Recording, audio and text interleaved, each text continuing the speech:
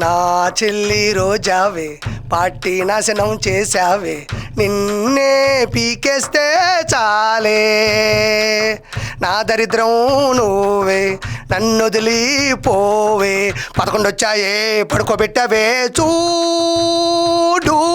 అందరికీ నమస్కారం, నేను విక్రా కార్పిని. టాపిక్ ఏంటో మీకు అర్థమైంది అనుకుంటున్నాను. అయితే ఆర్కే రోజా ఒక ఇంటర్వ్యూకి వెళ్ళింది. వెళ్ళినప్పుడు కష్ట సుఖాలు చెప్పుకోవడంలో తప్పులేదులే గానీ ఎదుటోల్ని వేలెత్తి చూపించి తప్పుడు మాటలు మాట్లాడకూడదు. కానీ రోజా గారికి అవి సర్వసహజం. దుర్భాషలు గాని, దౌర్భాగ్యంగా మాట్లాడడం గాని, దారుణాతి దారుణంగా వక్రీకరించి మాట్లాడడం రోజాకి వెనతో పెట్టిన విద్య. ఏం మాట్లాడింది జన సైనికుల గురించి, ఏం మాట్లాడింది పవర్ స్టార్ పవన్ కళ్యాణ్ గురించి అనేది ఒకసారి విందాం.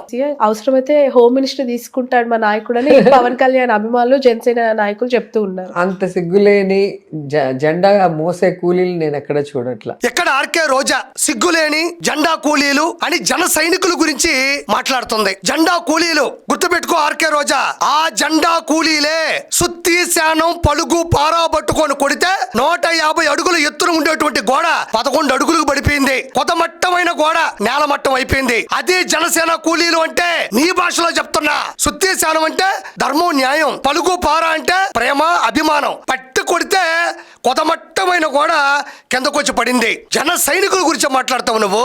151 నుంచి 11 పడగొట్టడంలో ప్రత్యేకమైన పాత్ర వహించింది ఎవరనుకుంటున్నావు? జనసేన, జన సైనికులు, వీర మహిళలు. గుర్తుపెట్టుకో ఆర్కే రోజా, సిగ్గులేని వాళ్ళు. వైఎస్ఆర్సీపీ కార్యకర్తల గురించి తెలుసా నీకు? జన సైనికులకి వైఎస్ఆర్సీపీ కార్యకర్తల్ని ఒక చోట కూర్చోబెడితే పక్క రాష్ట్రపు పోలీసులను తీసుకొని వచ్చి వాళ్ళని చూపిస్తే వైఎస్ఆర్సీపీ కార్యకర్తలు చూసి వీళ్ళేంది మిట్ట మధ్యాహ్నం నడి రోడ్డు మీద గంజాయి సేవిస్తూ ఎంజాయ్ చేస్తున్నారని వాళ్ళు పట్టుకెళ్ళిపోతారు కటకటాల్లోకి. అదే జనసేన కార్యకర్తలు చూస్తే మీకు వీళ్ళతో ఏంటి పని, కాలేజీల కదా మీరు వెళ్ళాలని కాలేజీల దగ్గర డ్రాప్ చేసి వెళ్ళిపోతారు. వాళ్ళ గురించా మీరు మాట్లాడేది? స్వచ్ఛందంగా పనిచేస్తున్నారు వాళ్ళు, ఒక్క రూపాయి ఆశించరు.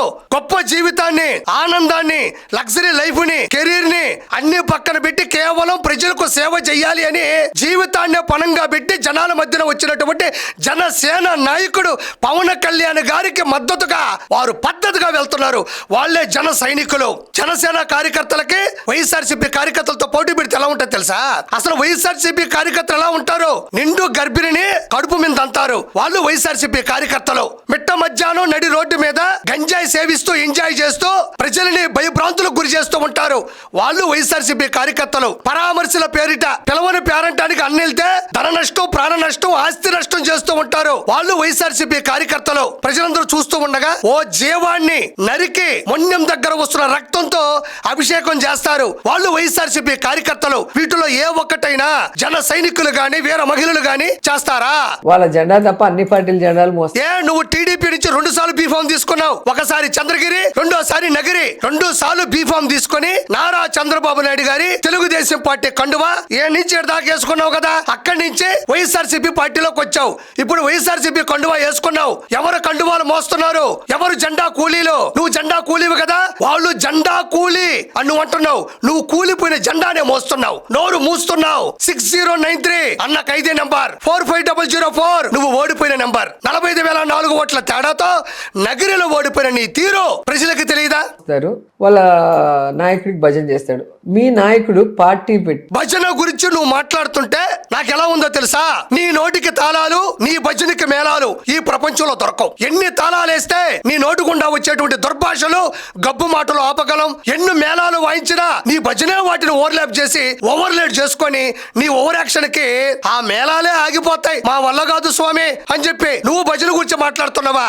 తిరుమల కొండ మీదకు వెళ్ళి తిరుమల శ్రీవారి గురించి మాట్లాడకుండా అన్న గురించి భజన చేసిన చరిత్ర నీది. అసెంబ్లీలో ప్రజల సమస్యల మీద పోరాటం చేయకుండా జగనన్న నీకు నా సెల్యూట్, 2024 జగనన్న వన్స్ మోర్ ఈ భజనలన్నీ చేసింది ఎవరు? నువ్వు కాదా? నీ భజనకి ఒక లొకేషన్ ఉందా, ఒక సిచ్యువేషన్ ఉందా? దేనికి నువ్వు మళ్ళీ జన సైనికుల గురించి మాట్లాడుతున్నావు? నువ్వు మీ నాయకుడు పార్టీ పెట్టి ఎవరికి ఉపయోగం? ఎవరికి ఉపయోగం అంటే ఆదుకున్న కౌలు రైతులను అడుగు, ఎవరికి ఉపయోగమో తెలుస్తుంది. మహిళలు వరల్డ్ కప్ లో గెలిస్తే సొంతంగా ప్రతి మహిళకి తన సొంత ఖర్చులతో 5 లక్షల రూపాయలు ఇచ్చాడు. అడుగు ఎవరికో ఉపయోగమో తెలుస్తుంది. అడుగు కూడా పెట్టలేని అడవిలో ఆదివాసీల కోసం రహదారులు అడుగడుగున వేయించాడు. అడుగు ఎవరికి ఉపయోగమో తెలుస్తుంది. గ్రామ సమస్యల పరిష్కారం కోసం రాష్ట్ర వ్యాప్తంగా ఒక్క రోజు 23,000 గ్రామ సభలు నిర్వహించాడు. వెళ్ళి అడుగు ఎవరికి ఉపయోగమో తెలుస్తుంది. తెలంగాణలోని అంజన్న కొండగట్టుకి 33 కోట్ల రూపాయల నిధులను కేటాయించాడు. వెళ్ళి అడుగు ఎవరికి ఉపయోగమో తెలుస్తుంది. నీకు తెలియదా ఇవన్నీ? తెలుగు ముసుగేసుకొని మాట్లాడుతున్నావా? He's an power star, he's an population star, he's an YSRCP కా షేర్. నీకు తెలియదేముంది? ప్రత్యేకంగా చెప్పాలా ఏంటి ఆయన గురించి? ప్రజలకు ఉపయోగమా, మీకు ఉపయోగమా, ఆయనకు ఉపయోగమా? ఆయనకి ప్యాకేజీలు తట్టుకోవడానికి తప్ప పొలిటికల్ పార్టీ దేనికి? ప్యాకేజీలు అంటున్నావు, నువ్వు చూసావా ప్యాకేజీలు? నువ్వు చూడనప్పుడు, నీ దగ్గర ఆధారాలు లేనప్పుడు ఆరోపణలు ఎందుకు? నిరూపణలు ఉన్నాయా నీ దగ్గర? నువ్వు చూసావా ప్యాకేజీలు? ఆయన డబ్బులు సంపాదించుకోవాలి అనుకుంటే తను అనుకున్న ఇండస్ట్రీలో ఉంటే చాలు కదా. హీస్ అన్ పవర్ స్టార్, కోట్లాది మంది జనాల యొక్క ఆరాధ్య దైవం ఆయన సినిమా ఇండస్ట్రీలో. ఆయన అక్కడ ఉంటే సరిపోదా? He's an pan India star, కోట్ల రూపాయలు రెమ్యునరేషన్ తీసుకునేటువంటి స్టార్. ఆయన ఎక్కడికి వచ్చి డబ్బులు తీసుకొని చేయాల్సిన అవసరం ఏముంటుంది? అసలు ఆయన గెలుపు ఒక గెలుపు మీరు చెప్పండి.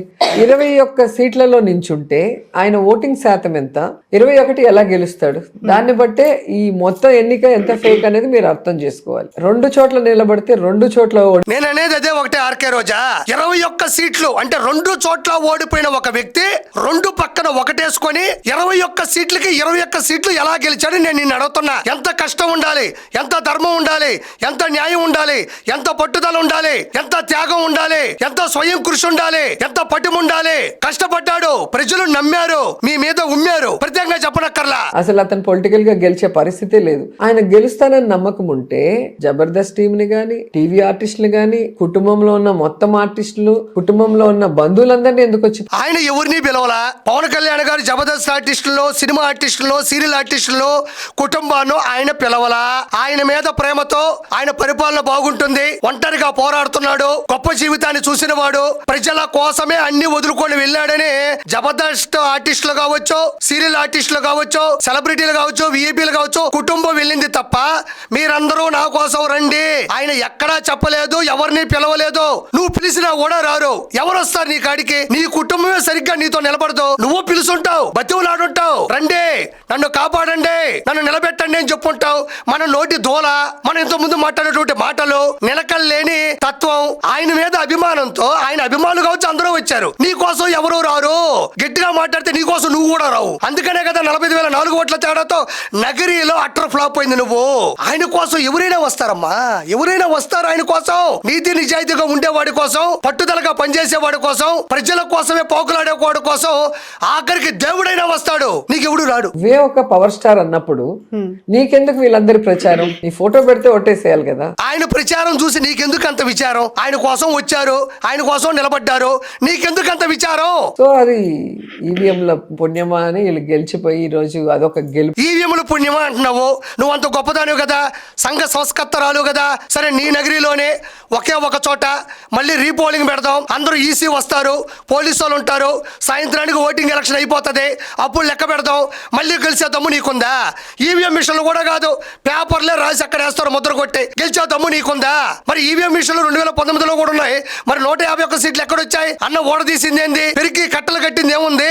పోనీ గెలిచినామన్న సంతోషం మీకుంది. ప్రజల డబ్బుల్ని వృధా చేయడంలో నెంబర్ 1 ఎవరంటే పవన్ కళ్యాణ్, చంద్రబాబు నాయుడు, లోకేష్. మరి ప్రజల ధనాన్ని వృధా చేస్తున్నాను అంటున్నావు. అన్న ప్యాలెస్ లో పనిచేసే వాళ్ళకి, పర్సనల్ వర్కర్స్ కి గవర్నమెంట్ నుండి శాలరీలు ఇప్పించాడు. దాన్ని ధనాన్ని దుర్వినియోగం చేయడం అనరా? లండన్ కి స్పెషల్ ఫ్లైట్ లో వెళ్తాడు ప్రజల సొమ్ముతో, దాన్ని ధనాన్ని దుర్వినియోగం చేయడం అనరా? అడ్డదిడ్డంగా పనిచేసే వాళ్ళకి, అస్సలు బుద్ధి లేని వాళ్ళకి సలహాదారులుగా ఇచ్చి లక్షల రూపాయల జీతాలు ఇచ్చాడు. దాన్ని ధనాన్ని దుర్వినియోగం చేయడం అనరా? దీనితో పాటు ఋషికొండ ప్యాలెస్ ని కేవలం భార్య పిల్లల కోసమే కట్టించాడు. దీన్ని ధనాన్ని దుర్వినియోగం చేయడం అనరా? ఆంధ్ర రాష్ట్ర వ్యాప్తంగా ప్రతి జిల్లాలో ప్రజల డబ్బుతో ప్రభుత్వ స్థలాల్లో నిర్మాణాత్మకమైనటువంటి వైఎస్ఆర్సీపీ కార్యాలయాలు కట్టించుకున్నాడు. దీన్ని ధనాన్ని దుర్వినియోగం చేయరా అని నేను ఈ రోజు ప్రశ్నిస్తా ఉండా. నువ్వు మాట్లాడాలా ధనాన్ని దుర్వినియోగం చేయడం? టూరిజం శాఖలో గానీ, కల్చర్ శాఖలో గానీ, క్రీడా శాఖ మంత్రి శాఖలో గానీ నువ్వు ప్రతి రూపాయిని గానీ స్వార్థపూరితంగా వాడుకున్నావు. ప్రజల జీవితాలతో ఆడుకున్నావు. అది ప్రజలకు తెలియదా? నేను ఆర్కే రోజాని సూటిగా ప్రశ్నిద్దాం అనుకుంటున్నా. నువ్వు చెప్పు నిజాయితీగా రోజా. ఈ రోజు జన సైనికుల గురించి, జనసేన జెండా గురించి, పవన్ కళ్యాణ్ గురించి మాట్లాడుతున్నావు. నువ్వు ఓడిపోయిన తర్వాత, అట్టర్ ఫ్లాప్ అయిపోయిన తర్వాత నగిరి సరిహద్దుల్లో ఉండేటువంటి మద్రాసు నగరానికి వెళ్ళి విజయ్ గారి దగ్గరికి వెళ్ళి నువ్వు అడగలేదా? విజయ్ గారు, నేను 2 సార్లు ఎమ్మెల్యేగా గెలిచాను, ఒకసారి మంత్రిని అయ్యాను, ఒకసారి చైర్మన్ అయ్యాను. నీ పార్టీలో అవకాశం ఇస్తే నీ పార్టీకి పేరు తెస్తాను, నీ పార్టీని నిలబెడతాను అంటే విజయ్ గారు ఏమన్నారు? వెళ్ళవమ్మా వెళ్ళు, నువ్వు చెప్పేదంతా సొల్లు అన్నాడు. అక్కడి నుంచి పరిగెత్తుకుంటా మళ్ళీ ఆంధ్ర రాష్ట్రానికి వచ్చేటువంటి గతి నీకు పట్టింది. నేను ఈరోజు సూటిగా ప్రశ్నిస్తున్నాను ఆర్కే రోజా. మన భారతదేశంలో వైఎస్ఆర్సీపీని పక్కన పెడితే 6 నేషనల్ పార్టీలు, 66 స్టేట్ పార్టీలు ఉన్నాయి.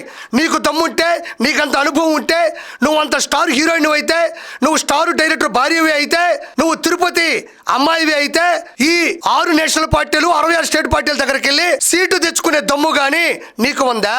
నీకు సీటు కాదు కదా, స్వీట్ కూడా ఎవరు తినమని. నిన్ను రాజకీయ పార్టీలో కాదు, వీకెండ్ పార్టీలో కూడా పిలవరు. ఎందుకంటే నువ్వు కరెక్ట్ పర్సన్ కాదు కాబట్టి, నువ్వు కరెక్ట్గా ఉండవు కాబట్టి, నువ్వు కరప్షన్ పర్సన్ కాబట్టి నిన్నెవరు దేకే పరిస్థితిలో కూడా ఈరోజు ఎవరూ లేరు అని నేను మనస్ఫూర్తిగా చెప్పడం జరుగుతూ ఉంది.